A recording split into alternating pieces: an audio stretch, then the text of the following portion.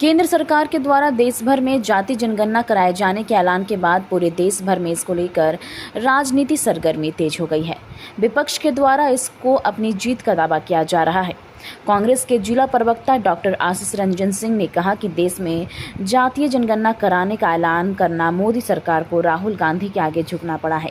2011 से कांग्रेस जातीय जनगणना कराने का लगातार अथक प्रयास कर रही है। अब मोदी सरकार जातीय जनगणना कराने का ऐलान कर केवल हेडलाइन बनाना चाहती है।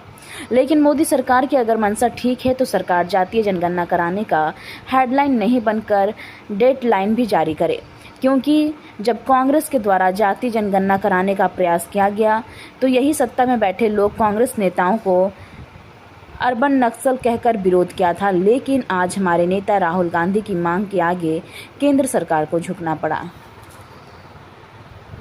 केंद्र सरकार का यह जातिगत गणना ऐसा ना हो कि सिर्फ हेडलाइन तक बन के रह जाए, इसका डेडलाइन भी तय होना चाहिए। यह हेडलाइन का जो ये केंद्र सरकार 2014 से जो मोदी सरकार करते आ रही है कि सब चीज़ में हेडलाइन बनना, किसी भी चीज़ का डेडलाइन नहीं तय होता है, यह हमें लगातार देखने को मिल रहा है। और आप देखिए कि इन्हीं के नेता सदन से उठा के चाहे किसी भी राजनीतिक मंच को देख लीजिए, मोदी जी ने भी अपने पत्रकार में जब वार्ता कर रहे थे तो पत्रकारों को बोला था कि यह जातिगत जनगणना करने वाले लोग जो यह बात कहते हैं दे आर अर्बन नक्सल्स, वो अर्बन नक्सल का इस्तेमाल करते हैं। वही अनुराग ठाकुर जो संसद भरी सभा में जब राहुल गांधी जी ने बोला कि हम यहाँ पे करा के रहेंगे और आज उनको झुकना पड़ा और आज वह हो रहा है, उन्होंने बोला, क्या बोला था सारा देश जानता है। अनुराग ठाकुर उस शब्दों को बोलने के लायक नहीं थे, लेकिन उन्होंने बोला क्योंकि उनको अपने आका को खुश करना था।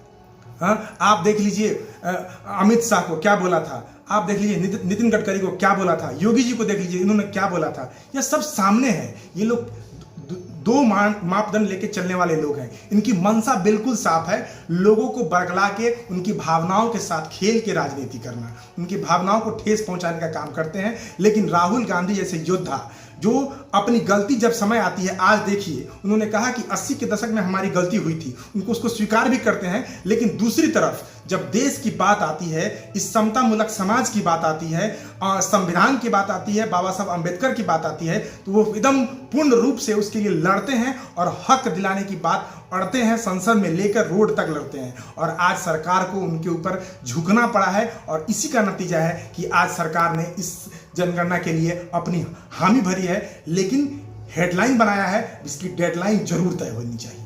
आप लोग कह रहे हैं हमारी मांगे पूरी हुई। 2014 के पहले तो आपकी भी सरकार थी। बिल्कुल हमारी सरकार थी और यूपीए की सरकार ने लगातार इसके ऊपर काम किया। आप देख लीजिए 2011 में सेंसेक्स आया था, हम लोगों ने उसके ऊपर काम करने की शुरुआत कर दी थी और लगातार हम लोग उसके ऊपर काम कर रहे थे। लेकिन ये वही लोग हैं, मैंने आपको बोला ना अभी कि आप देखिए 2014 के बाद से जब से सत्ता में आए हैं, इनके ऊपर से लेकर नीचे तक के लोग सभी नेता एक ही शब्द बोले इसका विरोध कर रहे थे।